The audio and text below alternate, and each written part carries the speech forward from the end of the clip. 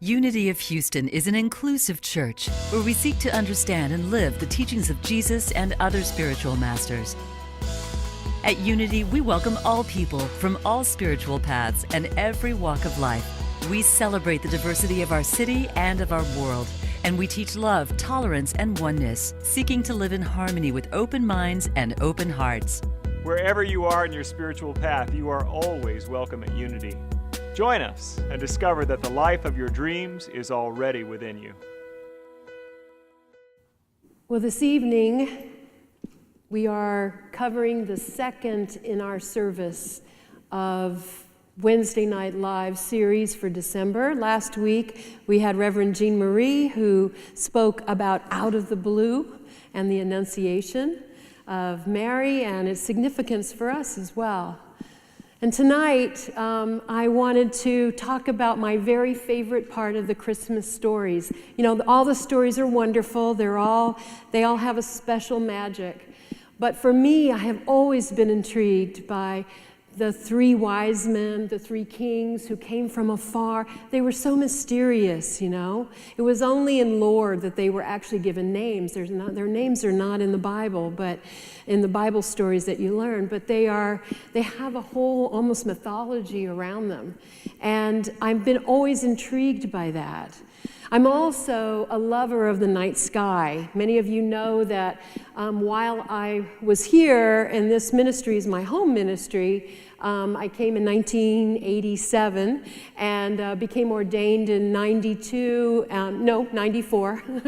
almost gave myself 2 years. 94 and left in 2001. I went to the Hill Country where I'm actually from San Antonio, so I sort of returned to the New Braunfels, San Antonio area. And the home that I have is on 3 acres. It's way out in the country. And I'm just going to brag, I could pull my chair out on the driveway and watch the meteor showers. So I plot them. They're still in my calendar. I pay attention to when the meteor shower's coming because I could just look up at the sky and see this marvel, this magic. So the night sky has special significance to me. It really reminds me of Christmas, I think more than anything else. And so following the star is an ancient and old practice, actually, because the stars are the map for the ancient world. Actually, they're still a viable map for us. I mean, you know how our GPS system works? It works because there's a satellite that goes around the earth and it bounces all the signals off and it tells you precisely where you are on this plane. It's sort of the stars in reverse. It's a map. It maps us from up on high, but we mapped where we were in relation to where the stars were. It's the first GPS system, really. The 3 kings are the wise men coming from the east, mysterious, right? Following a great star in the sky. They were said to be astrologers, no less. Now, while that is not in the center of our high esteem for scientific learning necessarily, astrology has had a very long history and a very long process in in human psyche, in being able to recognize what is it that, where are we, what is the meaning of life, what is the meaning of my life, and how to unfold it, and most importantly, how to make meaning out of it, how to understand our lives. Astrologers at the time was the science of the day, so these were learned men as well. So they were following the star, trying to understand it and to see where it would go, where it would lead them. Sort of an alchemy of observation, intuition, and faith, belief, and understanding of something. The wisdom that they were actually is the wisdom that it takes to take those 3 ingredients, observation, intuition, and belief system or faith, and make meaning out of it, to interpret our conditions, our circumstances. We seek to do this. We are meaning makers, actually.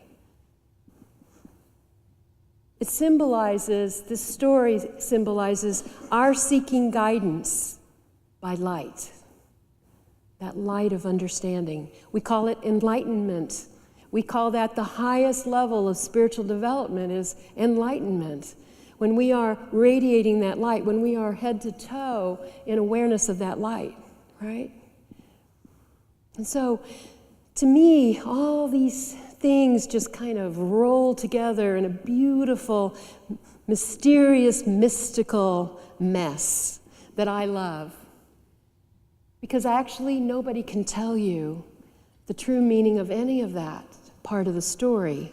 Fits in with the understanding of the Christ child, but really, the wise men were sort of a sidebar, weren't they?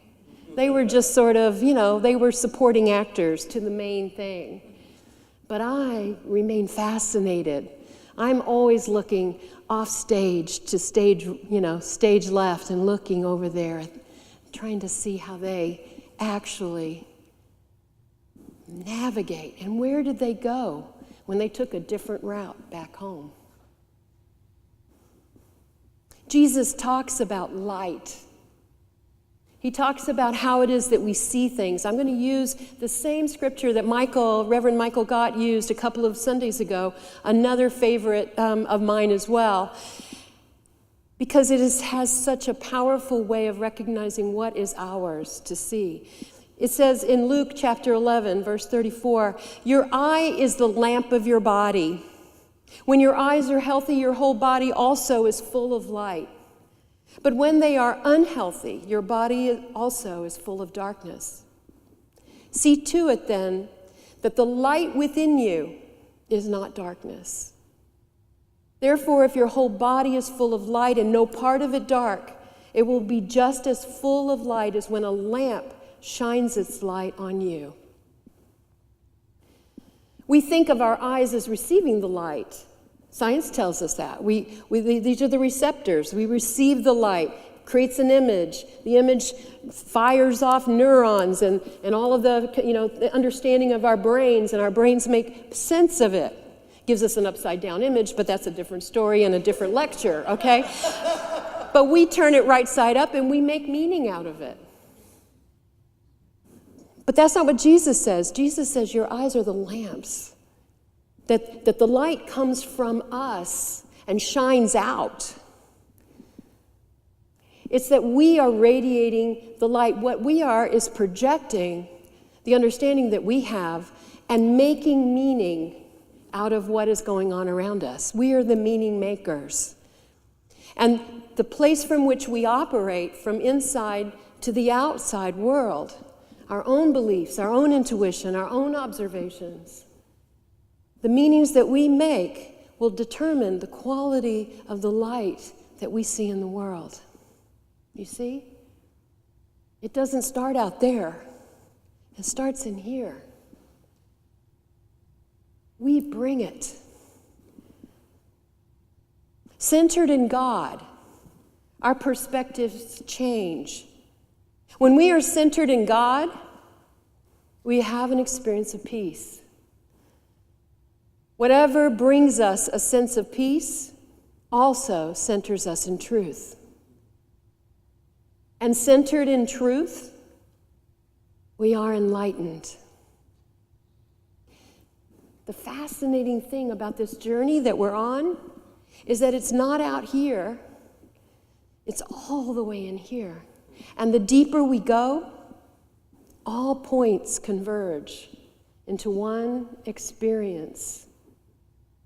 And when we drop down out of thinking and out of words and out of to-do lists and out of our anxieties and our emotional upheavals, when we drop down deep inside of us, this is the place where there is no distinction between truth and love and light and peace. They are at one time the same thing. They are all simultaneously experienced. It is only the more distance we have that we then need symbols and words and books and thinking. But in here, In that moment, it's all there. Dr. Rachel Naomi Remen was a young child, really, when she lived with her grandfather, who was a rabbi. And the story of Hanukkah she first learned about when she was in school. Actually, not from her grandfather, because her parents didn't observe Hanukkah. They were scientific people, and they didn't go into any of that mystical, traditional, religious stuff that her grandfather represented. The teacher in her class, however, explained that the Jews were fighting for independence from oppression, and during a battle they ran out of oil for the lamp in the temple.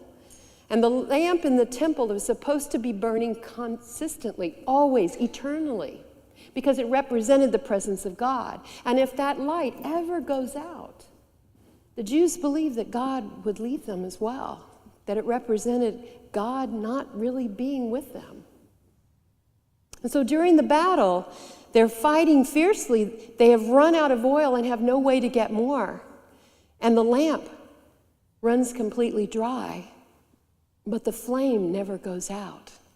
Not for 8 days, it doesn't go out until they have won the battle. So this is what she learned in school, and the teacher showed her the menorah and how they light the different candles.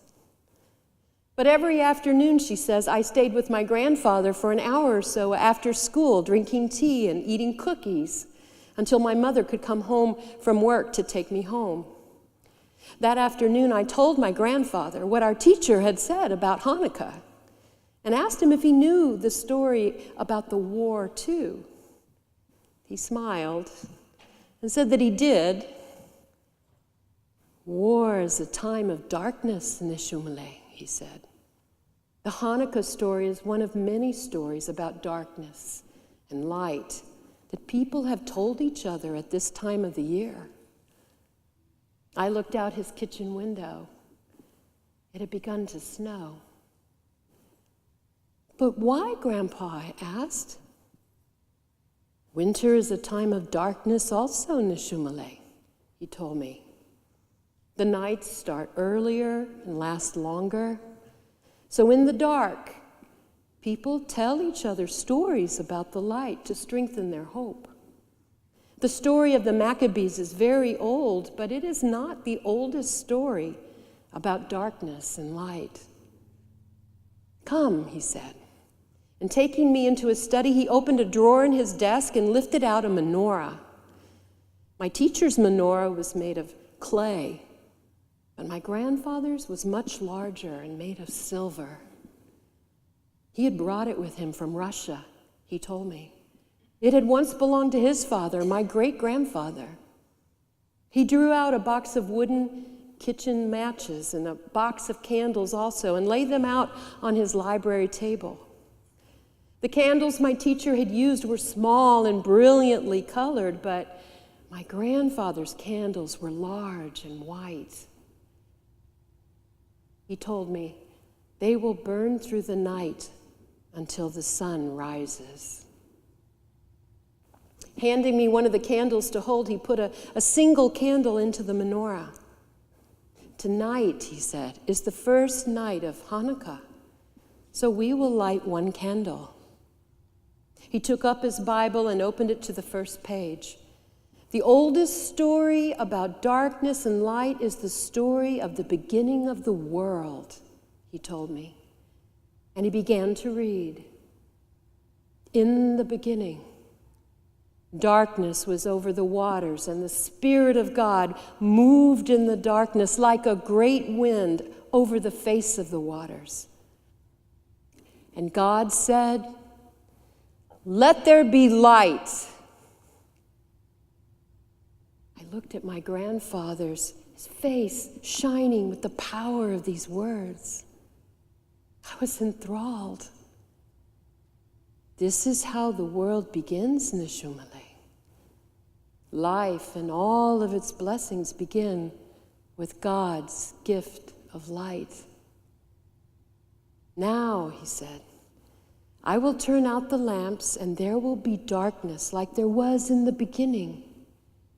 We will see what it is like to receive this gift of light. At that time in my life, I was afraid of the dark, and the thought of turning out the lights was not easy for me.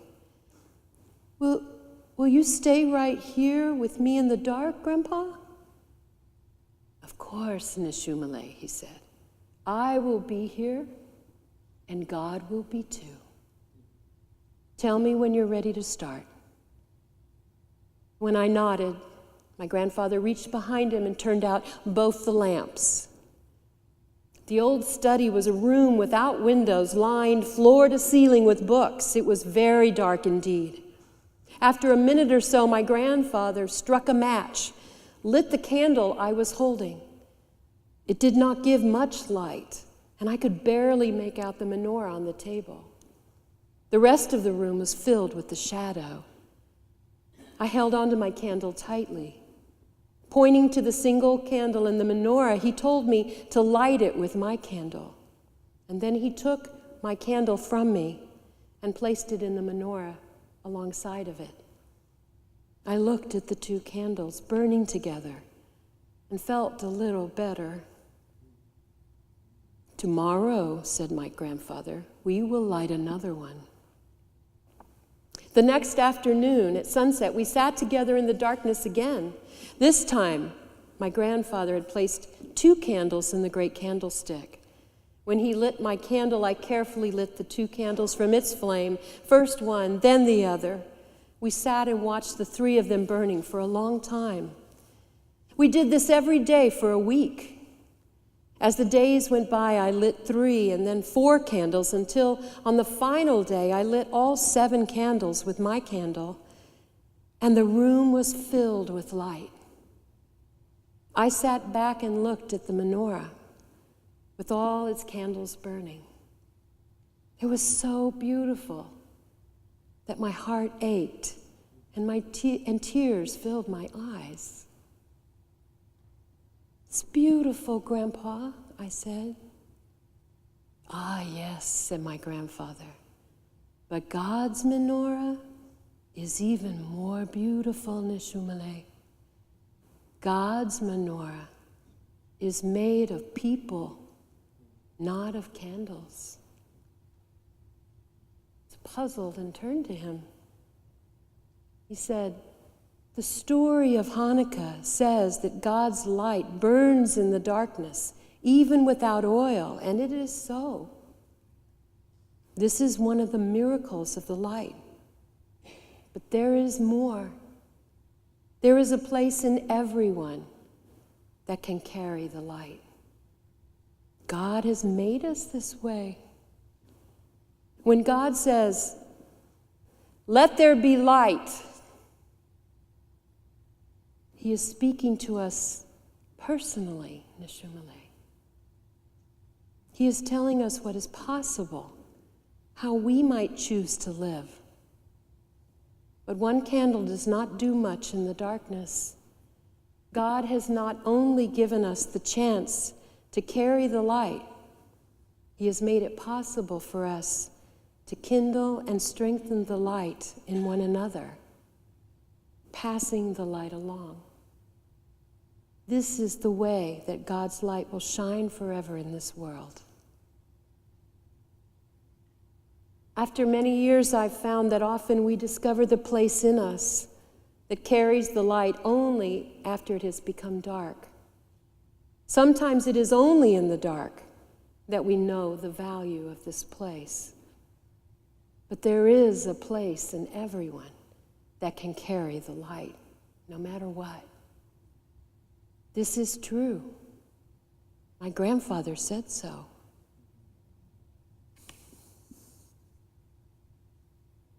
Ancient mystical wisdom from many faith traditions call out the human soul as being the bringer of the light.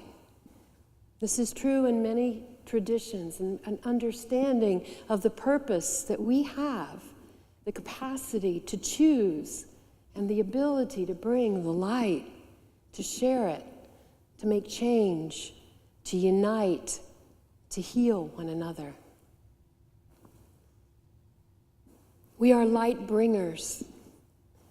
Maybe that's why the stars are so mesmerizing.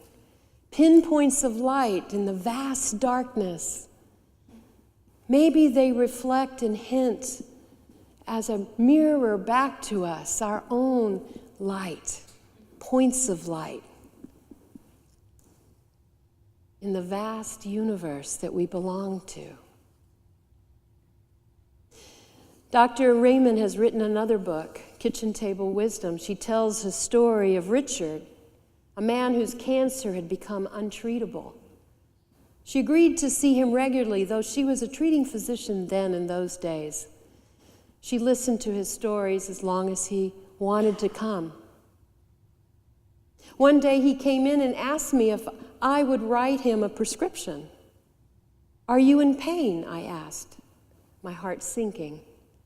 Had his complex regime of pain control lost its effectiveness, I wondered. It was all we had.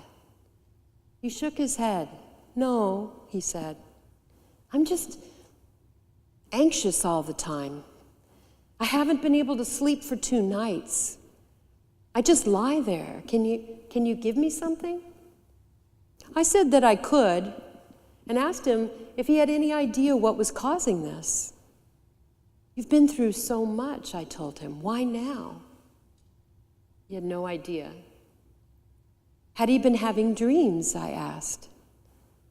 "Just the one," he said. In it, a ravenous beast was pursuing him. He had not been able to see it, but had simply known that it was there. He had awakened sweating, but he could not remember anything more about it. I waited for him to continue, but he had not made a connection between the dream and what he was feeling. So I suggested, perhaps we should revisit the dream. It may help us to understand. He nodded, and I suggested that he close his eyes, take a few deep breaths, and let me know when he felt ready to begin. When he signaled that he was, I asked him to imagine himself back in his dream. This proved surprisingly easy for him, actually.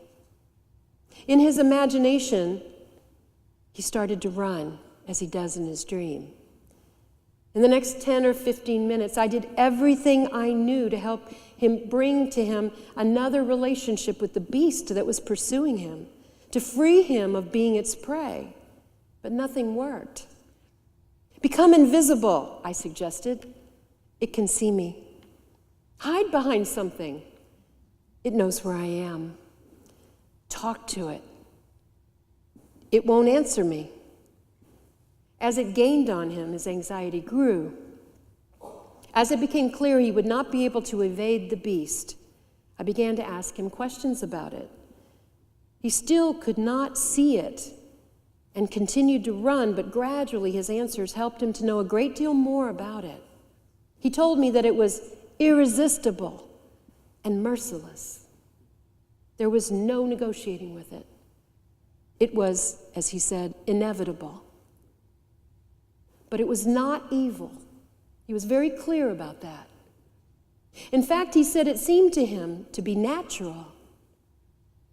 After some time, I said to him, "You know, Richard, you've tried everything I can think of. Maybe the only thing left for you is to allow it to eat you." I had expected him to object, to talk about the things he was attached to, the people he would leave behind, but he immediately moved in this direction and imagined himself overtaken by the beast.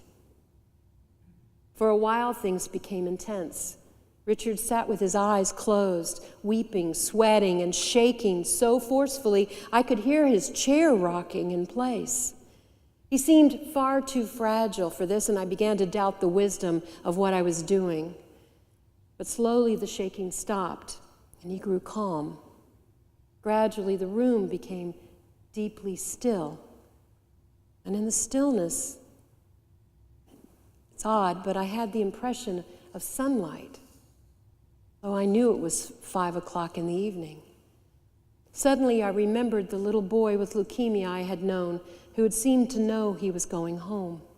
I could see him clearly sitting cross-legged on his bed pillow, smiling at me the day before he died. Richard seemed completely relaxed and at peace now. So was I. We sat there together for a while, and then he said softly, "There's light. There's only light. I am light." We sat for a while longer, and then he opened his eyes and said, "Hey, I don't feel anxious at all." "That was great, Doctor." The session was over and he left. I'd forgotten to give him a prescription for tranquilizers and he hadn't reminded me. I was still new to this sort of counseling, and for the next 3 or 4 days, I kept thinking about the session. Intellectually, I suspected that Richard's anxiety had something to do with what Freud calls the fear of non-being.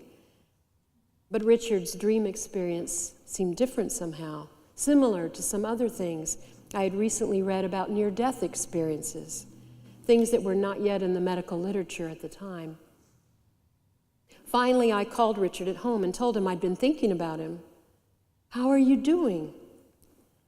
In a conversational and pleasant voice, he told me he was actually doing much worse. He started to describe his new symptoms, yet he seemed calm about these very major physical changes. I pointed this out to him. "Yes," he said, I feel different. That was a helpful session we had, Dr. Raymond. How are you spending your time?" "Oh, just thinking about things." "What sort of things?" "Crazy ideas," he said. "Oh, tell me one." He told me that the day before he'd been lying in bed, thinking about getting up, and suddenly out of the corner of his eye, he'd become aware of some sort of a barrier or a wall just behind him. As he noticed it, he realized he had always known it was there, but he had never seen it before. I encouraged him to say more about it. "Well, I know I'm here on this side of it, but at the same time, I also know I'm on the other side of it, too. I don't know what that means. Do you?" "No," I said. "Well, I think about it a lot, and it makes me feel good. It gives me that same feeling I had in your office, sort of peaceful and joyful." "Well, that's a good feeling to have," I told him. "Yes," he said. There was a silence, and very softly he started to laugh and hung up the phone. 2 or 3 days later, I heard that he had died. I like to think he died a little differently than he might have. I like to think that, but I don't know. I can still hear his laugh.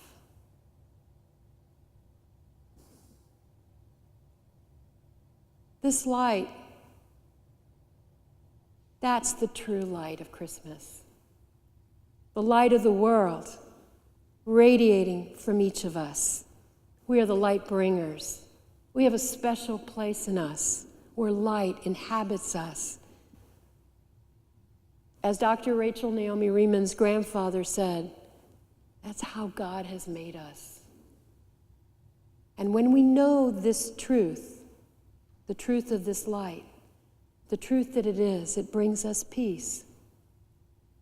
Hafiz, a Sufi poet, says, "I wish I could show you, when you are lonely or in darkness, the astonishing light of your own being. Like a night filled with stars." He didn't say that, I did. He would have, though. He would be agreeing with me right now. Rabbi Rami Shapiro wrote a beautiful prayer.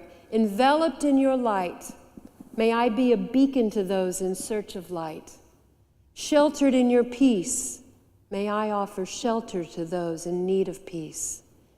Embraced by your presence, so may I be present to others. Your Christmas journey has already begun. Follow that star. God bless you all. Thank you for watching this message today. I'd like to invite you to join us in person here on campus at Unity of Houston for Sunday morning or Wednesday evening services. If you can't be with us here on our campus, you can still join us live on Facebook or on our website, unityhouston.org, Sunday mornings at 11 a.m. Central.